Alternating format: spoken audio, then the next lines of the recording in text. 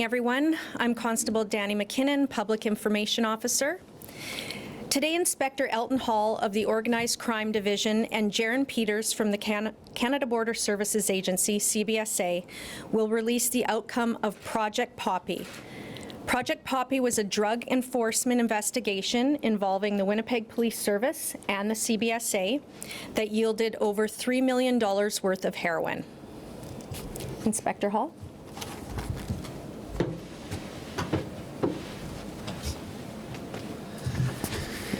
Good morning. The Winnipeg Police Service Drug Enforcement Unit entered into an investigation at the request of Canada Border Service Agency, or CBSA. The Drug Enforcement Unit was notified that opium was detected on several rugs being shipped into Winnipeg from Dubai. As a result, an investigation was initiated called Project Poppy. The Drug Enforcement Unit determined that the names and addresses associated to the rugs were fictitious, and information on the shipping labels was fabricated to avoid detection by CBSA and police. The addresses associated to many of the packages imported to Canada did not exist or were delivered to vacant or unoccupied properties. As a result, the packages were returned to a storage facility in Winnipeg. On September 19th, 2022, a male attended to a storage facility in Winnipeg which housed some of the rugs in question. These packages were flagged by authorities and the individual was subsequently turned away. Judicial authorization was subsequently granted for the Drug Enforcement Unit to execute a controlled delivery of the rugs containing opium. On September 23rd, 2022, more rugs were shipped into Canada that contained opium.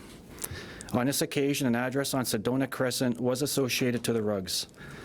A controlled delivery was subsequently executed with police oversight to a residence at this location. The rugs were received by an individual at this residence and taken into the house. As part of this authorization, a search warrant of the residence was executed and the rugs were retrieved. It should be noted that the individual who attended to pick up the rugs on September 19th, 2022 is confirmed to live at the same address. The delivered rugs were seized as a result of the search warrant. As well, 227 grams of black tar heroin and 21 grams of powdered heroin was located within a residence, along with nearly $22,000 in Canadian currency. Arrested from the residence is Harpreet Sandhu, 35 years of age, charged with trafficking a controlled substance ×2, importation of a controlled substance ×2, and proceeds of crime.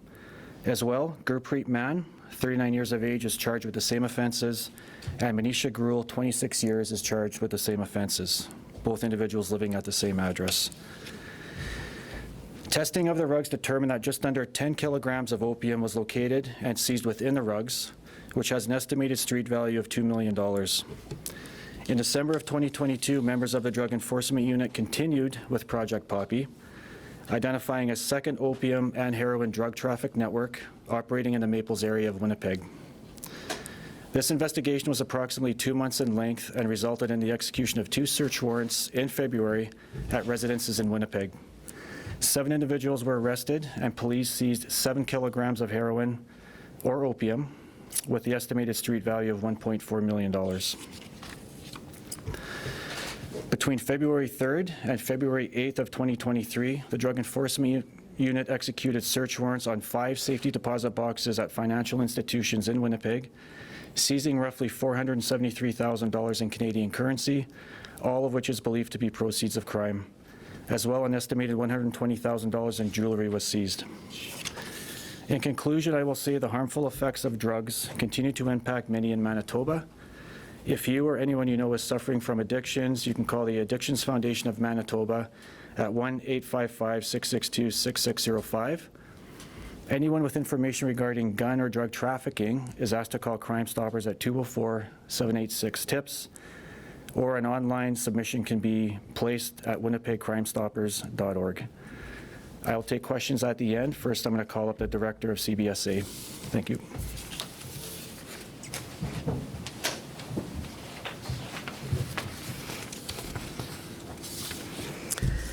Good morning, members of the media and guests. I am pleased to be here today to speak about the role that Canada Border Services Agency played in a significant opium seizure that took place in our Winnipeg Air Commercial operations this fall. Members of the Greater Toronto Area Intelligence Team alerted our Manitoba Intelligence Team when they intercepted a shipment destined to Winnipeg that was consistent with previous shipments of opium. Our Manitoba Intel team worked closely with CBSA Air Commercial Operations here in Winnipeg to successfully intercept that shipment and several others like it. On September 9th, 2022, CBSA officers conducted an examination on the shipment which contained carpets coming from Dubai. Using a variety of detection tools and technology, our officers discovered abnormalities in the shipment of carpets and through further examination confirmed that opium was concealed within the carpets. The total weight of opium concealed within the carpets was later confirmed to be approximately 10 kilograms. The CBSA conducts risk assessment on commercial and courier shipments in order to identify suspicious packages. The vast majority of shipments are processed and authorized entry to Canada without delay. Based on specific indicators, a small percentage of shipments are selected for CBSA examination using state-of-the-art detection technology to facilitate the examination process. Keeping contraband goods, such as narcotics, out of our communities is a key priority for CBSA. We stay current on global trends and patterns, and our officers are highly trained in examination and investigative techniques to analyze risk and intercept prohibited goods. Our officers employ a wide range of detection technology and tools for assistance, including X-ray and detector dogs. The CBSA is proud to work closely with our domestic and international law enforcement partners to detect and prevent illegal drugs from entering Canada. The CBSA values our strong and respectful working relationship with the Winnipeg Police Service, and we are committed to continued collaboration on cases such as this. I would like to recognize the CBSA officers and WPS officers for their excellent work on this case and for their continued commitment to keeping our communities safe. Thank you.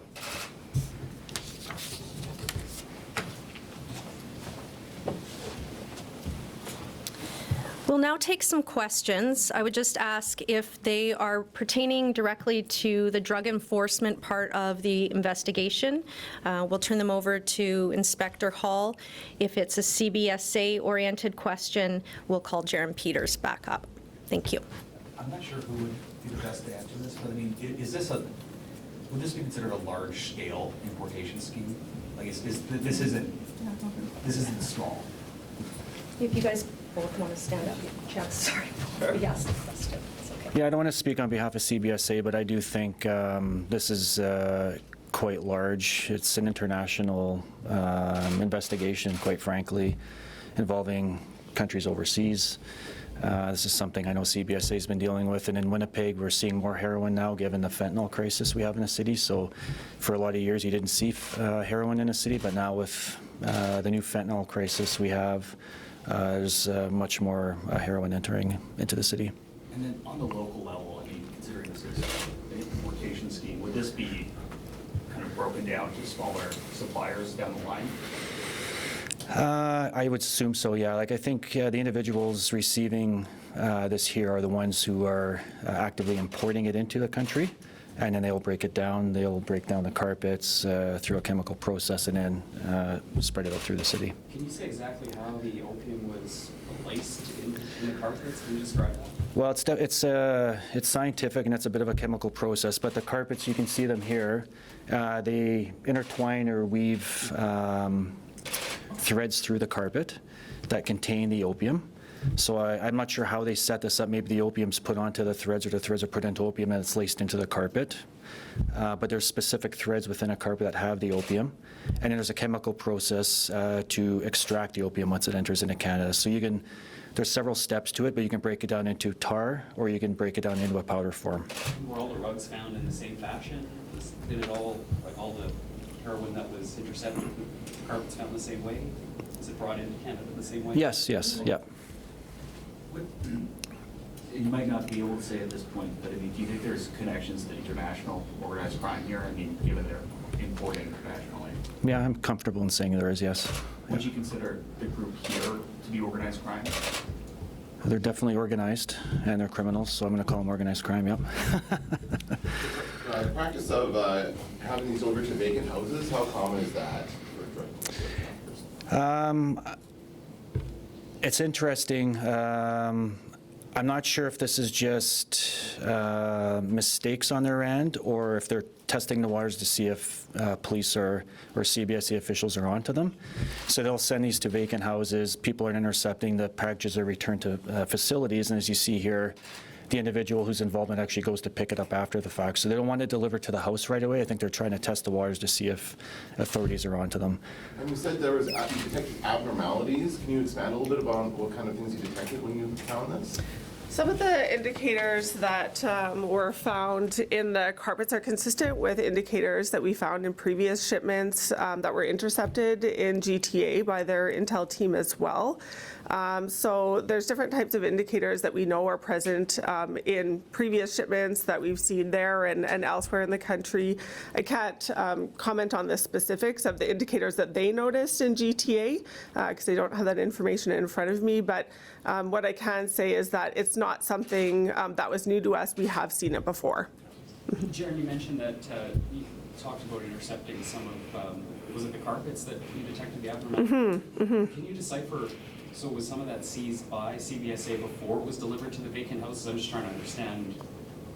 No, so the shipments were all identified in Winnipeg or in GTA, you know, for those previous shipments, and then the mechanism that was used kind of to identify where they were going and who they were going to. We didn't seize the goods here before they were delivered. They were in our control, but they weren't seized. They were used and delivered as part of the investigative process. So you just let that play out? Yeah. To allow officers to find out where this was going? That was on purpose? Yeah. So this came by commercial air, not. Yes. Can you say, I mean, how many shipments? I don't know how many shipments in total, including the ones from GTA. I believe there were 3 shipments in Winnipeg in total that we intercepted related to this event. So was it commercial air landing in the GTA and then flown again to Yes. Winnipeg? Yeah. Yeah. I mean, Dubai is a pretty arid place.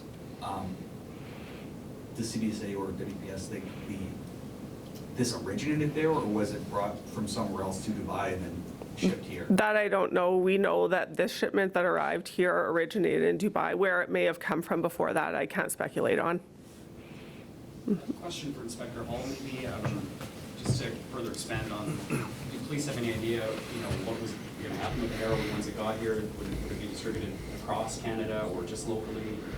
It's a good question. I know, and I put some thought into this. I know in Vancouver they have a heroin issue out there and an opioid issue, and same with the East Coast. So I don't suspect it's coming through Winnipeg and then going east and west. I think this is all meant for Winnipeg. This arrived in Toronto and then came into Winnipeg. So I believe the heroin that's here is meant for Winnipeg, and I think it's likely here because of our fentanyl issue. And so with fentanyl, there's something called purple down. Individuals will use heroin, fentanyl, and then they'll put an accelerant in there. They'll mix it together to get their high. That accelerant could be caffeine or ephedrine. So my belief is that this is all meant for Winnipeg. What do you think the effect of losing this amount of the drug will mean on the street? Well, it's interesting, and that's a hard question to answer because this is really the first large seizure of heroin we've had in a long time here. We knew it was here. We heard about Purple Down. We've talked to people in the community who are using it, and advocates and people in the health system. So we knew it was here. So this is our first big seizure of it. So it's hard to answer your question. I do think this is a significant seizure. It's a large amount. There's obviously other heroin out there on the streets. We didn't see, like, there wasn't a response from the community. You would see with a large seizure. So there's obviously other people or other people within this organization bringing it in as well. You talked about a process to remove it from the carpets. Can you speak to where that's taking place? Was it at the address that was searched for? I don't know. I don't know where it's taking place, but in looking into this myself, I know if you understand what you're doing and you're familiar with the process, this is something you can do on your own. You could probably do it within your own residence. I don't know if they were doing it at their residence or not. I can't confirm or deny that. having said that, would that process be, we all know the dangers and explosive properties that are surrounding certain like meth labs. Is this process more benign than that, or would, if someone was doing this in their residence, is there still that kind of risk to public outside that? Yeah, to my knowledge, there isn't a huge risk to people outside of a residence or an area. It's unlike fentanyl, where you can open up a package and people can be immediately, or a meth lab that can explode and affect people around. I don't believe, in fact, I'm quite certain this process isn't in that same level or area. Sorry, you might have answered this, but just to be clear. You believe that all the heroin that was seized was broken down from the rugs here in Winnipeg? I do, yes. Yep. The financial institutions that were are they at fault here, or is this just that there happen to be safe deposit boxes? No, I'll say for the most part, the financial institutions are very cooperative. Everyone people have safe deposit boxes. They have their own policies on how people put money in there, and I'm not sure how that works. I'm not actually sure if they know what's really going in those safety deposit boxes, because as you know, if you go into a room, the door's closed, you're on your own, you can place what's in there. But so I don't think the institutions aren't at fault. They were very cooperative, and they, again, once we get the authorization, we can work with the banks quite closely, and they're very cooperative. So. Were these properties, I mean, barely, for lack of a better word, nondescript, or just regular houses on residential streets kind of thing? So I'm just trying to recall. One was to a property that had a trailer on it with nobody living there. So the individuals couldn't leave the package. They had to bring it back. Another address didn't exist. So you have 132 Smith and then 152 Smith, and it's for 142 Smith, and it's not there. So I think it's, these addresses are picked on purpose. It's not mistakes. Like, they're testing the waters to see if they're being detected by law enforcement or authorities. And the packages were just delivered by couriers, or? I believe that's how you do it. Is that how you do it? Yeah. Yeah. Okay. And you mentioned they went to a storage facility after? So basically, if no one's there to receive it, it'll go to a storage facility in Winnipeg. It's not your usual storage facility, obviously. This is coming from, this is an international package, so it's just not going to, let's say, Pure later and sitting there. It's going to an actual storage facility that holds these until somebody comes to claim it. In this situation, I can tell you police were well aware of what was going on, so we had flags on all these packages in case somebody did attend. Somebody did. We were able to identify the vehicle and track the person back through video surveillance. This is well after we identified the house. Once we executed the warrant on the house, we realized that same individual was a part of that residence as well. And sorry, so that house, again, just regular residential home, or? It was, yes. Yep. Question for the CBSA. You said you'd seen this before. Is it always rugs, or do they use other items to try and smuggle in drugs? Yeah, various items have been used to conceal all kinds of drugs and other items. So this is just one method that we have seen. Yeah. Can you give an example of something else that? Oh, off the top of my head, I mean, clothing, any like fabric items could be used with this method potentially. Yeah. So you're scanning for opium and for those types of substances? Yeah, we're looking for indicators of any kind of contraband concealment, you know, and we have a variety of detection technology that's at our disposal to help with that detection. Yep. Mm-hmm. So you said they could be contained in clothing, like these threads are very, very thin, like they could be in something like that? Mm-hmm. Yeah. How concerning is it to you to see, Inspector Hall, I mean, to see drug traffickers go into these kinds of lengths to import product? Well, they're getting good at what they do, and it's obviously concerning. They're going to great lengths to conceal what they're doing, obviously. But it's our job as a police agency, and CBSA would agree to be better and to improve and keep on top of these trends. So we're always behind at times as a law enforcement agency, financially and just keeping up with trends, but it's our job to keep up with it. So it's concerning, but it's our job to try and detect it. I do want to add one more thing. I just want to be clear on this, because somebody asked a question about the shipment of the rugs to the house. I want to be very clear.